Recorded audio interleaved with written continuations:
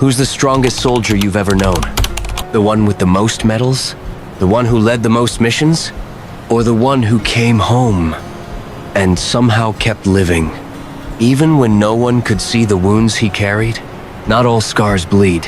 Not all battles leave shrapnel.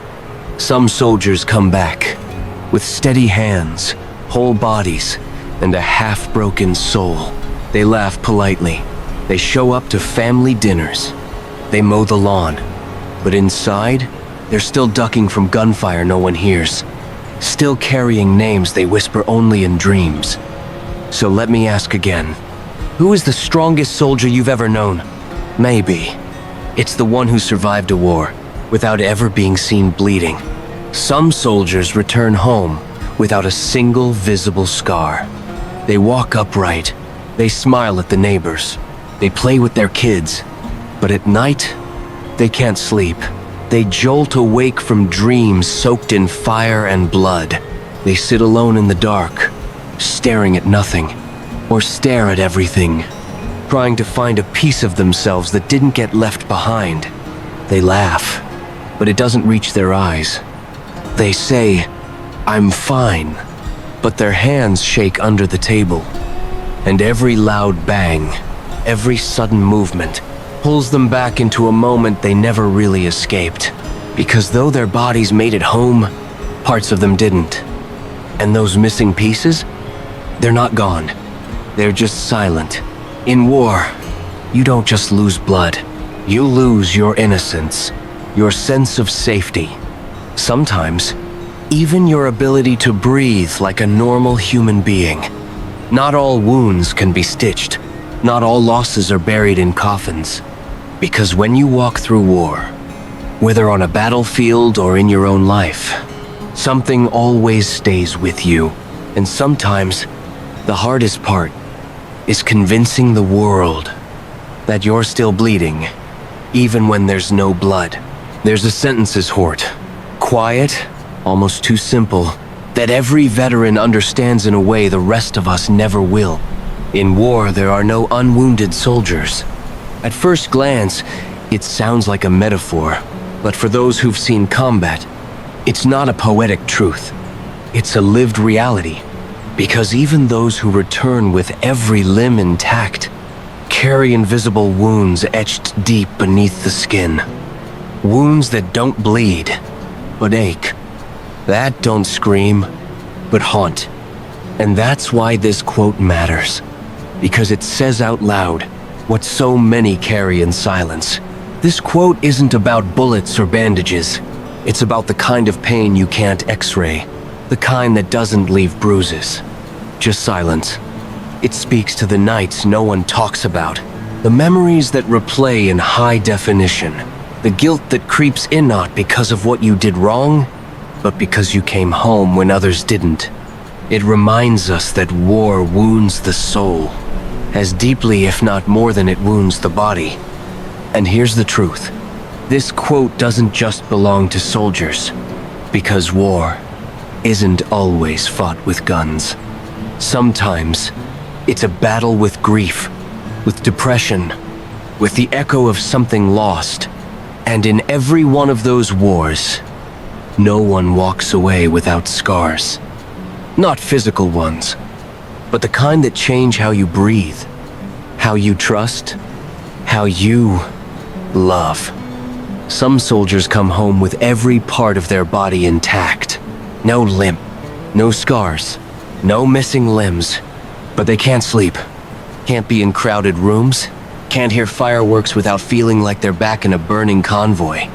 Their wounds don't bleed, but they still ache. They don't show up in scans, but they show up in the way they flinch, in the way they check every exit, in the way they stop talking when certain memories surface. You don't see bandages, but they're there, on the soul, on the psyche, on the spaces where trust and ease used to live. And the hardest part? No one asks about these wounds, because they're invisible. But that doesn't make them less real. It just makes them easier to ignore, unless you've carried them.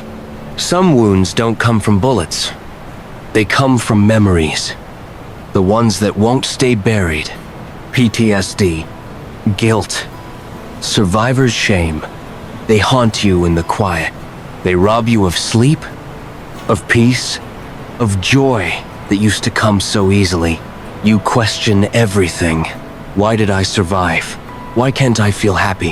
Why do I flinch at love, at softness, at silence? This war doesn't end with a ceasefire.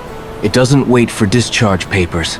It follows you into job interviews, into parenting, into the grocery store on a normal Tuesday afternoon.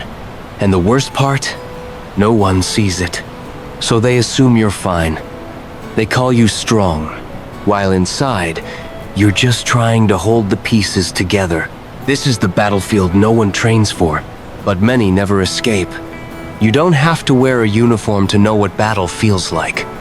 Maybe your war was cancer, or divorce, or waking up every day with depression and still showing up for your kids. Maybe your wounds aren't visible either, but you feel them, in your chest, in your breath, in the way you smile and hope no one sees how tired you are. You've had to carry things you never asked for, grieve things no one else noticed you lost, and keep walking, even when your heart begged you to stop. So when we say, in war, there are no unwounded soldiers. We're not just talking about combat. We're talking about life, and everyone who has been through hell and still chose to keep going, even if no one ever saw the scars. Story number 1. The soldier who lost his entire unit. He came back in one piece. At least, that's what everyone thought. No wounds, no crutches, no visible injuries. But he was the only one from his unit to make it home. 12 men, 12 names, 12 faces he could still see every time he closed his eyes. They died in a blast that missed him by meters. He was on watch duty, a rotation that saved his life and cursed his memory. When he came home, people shook his hand, thanked him for his service, asked him how it felt to be a hero. He nodded, smiled, said fine, but he couldn't look people in the eye. He stopped answering phone calls, stopped celebrating holidays. Every year, on the anniversary of the attack, he writes 12 letters, handwritten, one for each of his fallen brothers. He sends them to their families, even if he doesn't know what to say. I just want them to know their sons still live. In memory, in ritual, in the spaces I never filled after they left. When someone asked if he had ever been wounded, he paused for a long time, and then whispered, "No one ever shot me, but part of me died with them, and no one ever patched that back together." Story number 2. The combat medic who saved the enemy. She never signed up to take lives. She signed up to save them. As a combat medic, her job was to run toward the wounded. Friend or foe didn't matter in that split second. One day, during a mission gone wrong, she found a man bleeding out behind a crumbled wall. Not one of theirs. An enemy soldier. Young, terrified, barely breathing. She hesitated just for a second, then dropped to her knees and started treating him. She stabilized his pulse, wrapped his wounds, called in a medevac. He survived. She thought that was the end of it, but it wasn't. When word got out, some of her own turned cold. Whispers, sideways glances, mistrust. They questioned her loyalty, accused her of forgetting who the enemy is. She didn't defend herself. She just carried on quietly until her contract ended. But something inside her had changed. Not because she helped him, but because doing the right thing cost her more than she expected. She left the military soon after, went back to school, became a trauma therapist, working with veterans like herself, people caught between duty and conscience. When asked about that day, she said, "The deepest wound I carry didn't come from war. It came from being hurt, for choosing compassion over division." Story number 3. the son who discovered his father's invisible wounds. He always thought his dad was just distant, a quiet man, strict, never smiled much, never hugged. Every morning was routine. Every answer was short. Every emotion was locked behind eyes that never wavered. The son grew up feeling unloved, resenting the silence, longing for softness that never came. Until one night, when he was 16, he heard a scream coming from his parents' room. He rushed in.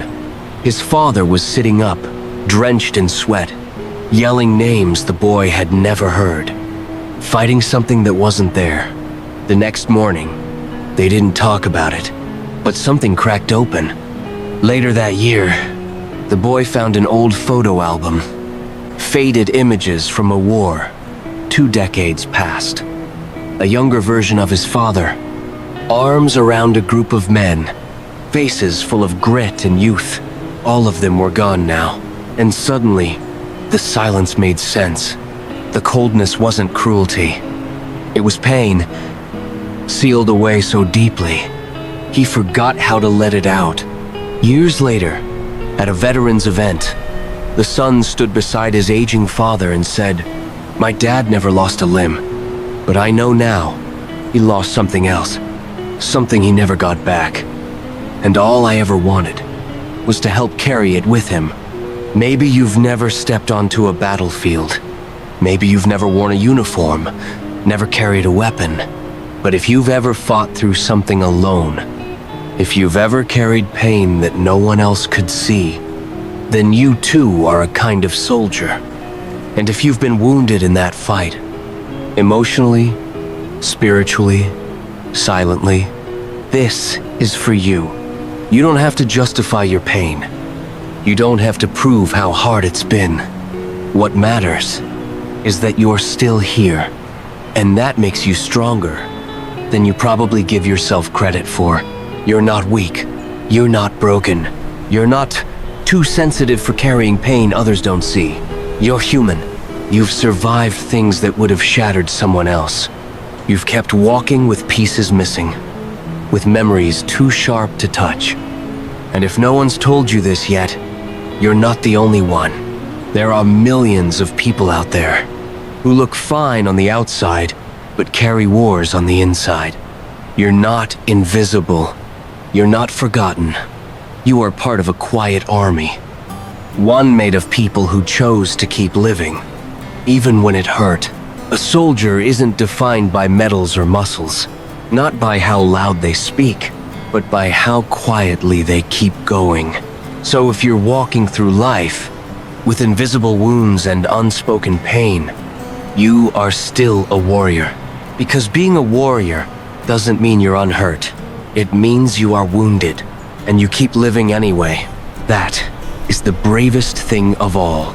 If you've ever carried pain that no one clapped for, if you've ever fought battles that no one saw, this is for you. You don't need to explain. You don't need to be okay. Just know this. You're not weak for feeling, and you're not alone for hurting. If any part of this story reflected your own, leave a got in the comments as a quiet way of saying, I've been there. I'm still standing. 6.2. Until next time, approximately 102. And if you need more stories like this, subscribe to USM Soldier's Memory. This is a space for the brave, not the unbroken, but the ones who chose to keep walking through the ache. Next time, I'll bring you another story, one more voice from the quiet battlefield, to remind you that your scars don't make you less. They make you seen. They make you known. And above all, they mean you survived.